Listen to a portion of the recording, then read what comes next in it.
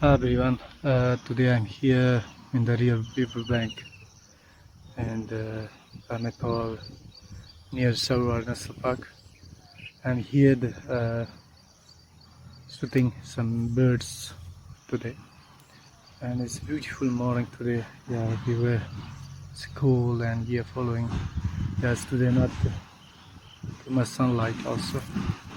So I'm here with some birds that on that side of the river. There's some nest the green birds.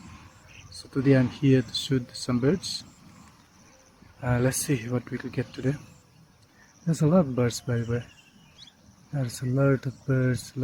But today when I came here, I think this is the first time when they notice me, they're a little bit scared to come their nest, and they're sitting on the tree, they're waiting me to go. I don't know.